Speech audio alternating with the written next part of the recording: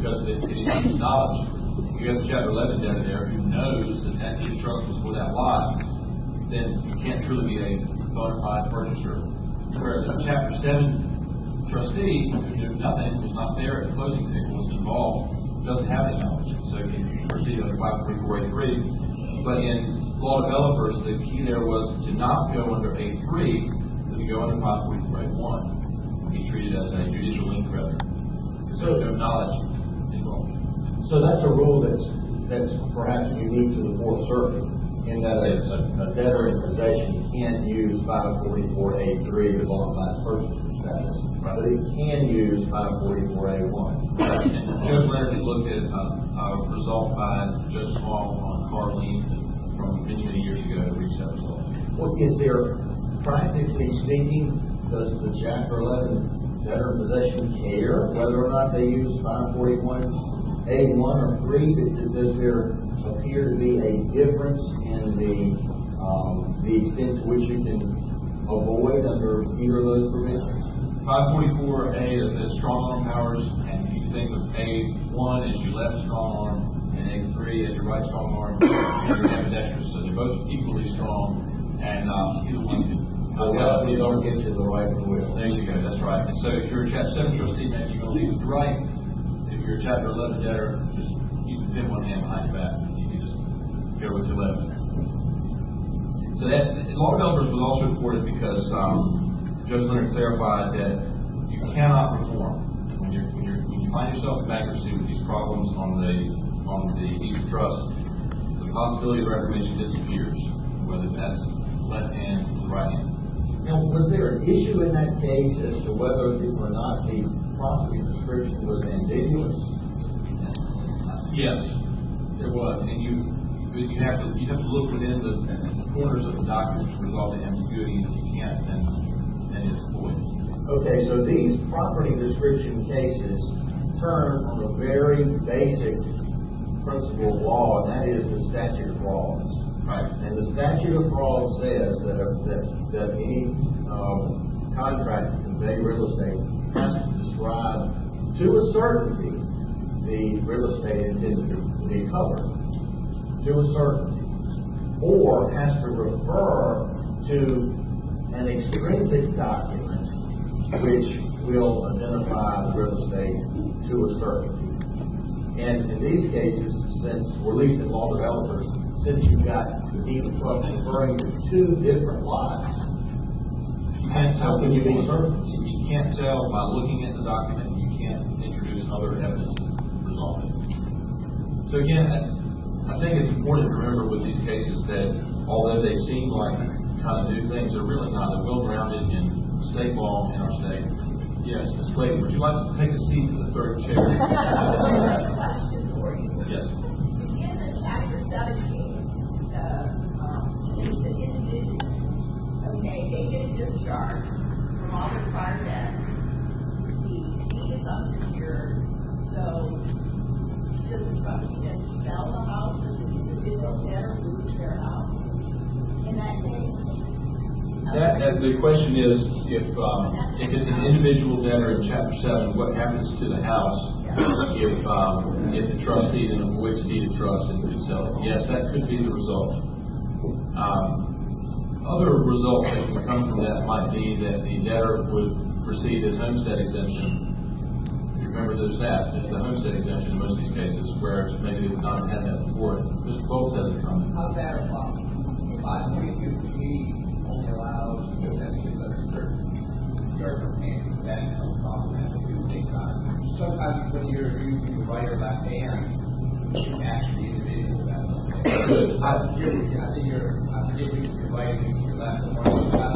One That's right.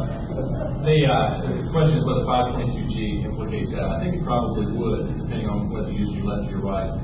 Now, I've not had any cases where it was the debtor's principal residence, where I've tried to set aside a deed of trust like that.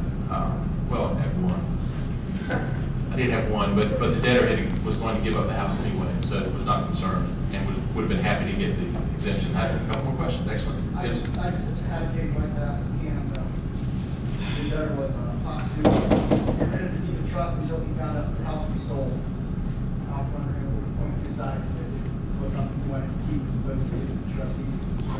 Was that debtor in bankruptcy when they made that decision? Yes. Was it in Chapter 7? Yes. So he paid the trustee and dealt with it that way? A lot of strategies, I think, a lot more than one. Okay. So, But you know, you can use this in chapter 13 as well. You may not have standing as a chapter 13 debtor to bring these avoidance actions, but it's worth a conversation with the chapter 13 trustee to see if they would be willing to lend their standing to an adversary proceeding and avoid a deed of trust and say amortize or strike a deal with a secured creditor and provide a benefit both to the debtor who saves money and to the unsecured creditors by providing this dividend. Well, it begs the question, you know, in Chapter 11 context, when you find one of these flawed deeds of trust, you sort of say, all right, now we got something, you know, we had something that was secure, now it's unsecured. Most of the time, it's going to make the case easier. And in Chapter 7 context, if you're the debtor's attorney, and you find this out of post petition, you know, you say, oh my goodness, you know, my client might lose their house. What do you think the standard of care is? Do you think that Chapter 7 debtor's attorney need to pull every deed of trust? If they need to pull every deed of trust, they need to go to the bank and get a copy of the promissory note to compare the dates? What do you guys do? I have debtors' attorneys in my district that do that. They don't file a Chapter 7 unless they know if there's an issue. And sometimes they'll do it anyway because the debtor wants a homestead exemption perhaps, or was going to let the house go anyway, doesn't care. But I think it's a real concern because I know I'm going to ask for a note and deed of trust in every single piece of real estate that's got a lien on it in a Chapter 7 in the Newbern district. So I know how you do as well. I do, and I as a debtor's attorney, one of the things that I check, because I know if I file a case and George or Jim or my trustee, they're going to check it too. I don't want to be the last one to know. But don't you find, you can always get the deed of trust, that's easy, it's recorded. I would speculate that most consumer debtors don't have copies of the promissory note. They don't always have copies in their book bag, but they know who their closing attorney was, or they know who the bank is, and they're able to get a copy. It's getting close to 9, and I think that our guest is here. So we're going to take just a brief break and introduce our guest. Bill, I'll have to introduce this person so you don't know the background. This person, I don't think, went to Carolina twice, but this person is a good friend of mine and recently lost his job. Everybody knows this is kind of a hard economy out there for a lot of different types of people. This person had a really good job for some of the largest banks in the country and recently lost his job and is looking for work. And so part of this, Charlie Rangel. well, no, he's not a good friend of mine.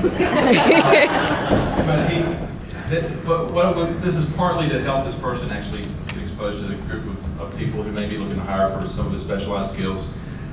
Been involved in a recent scandal we probably heard about on the news. I know it's been the talk of the bankruptcy listserv.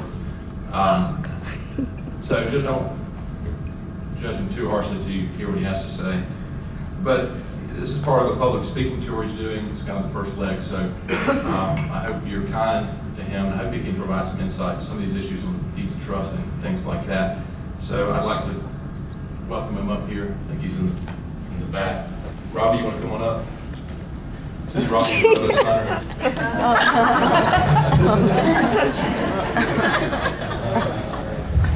Oh my God.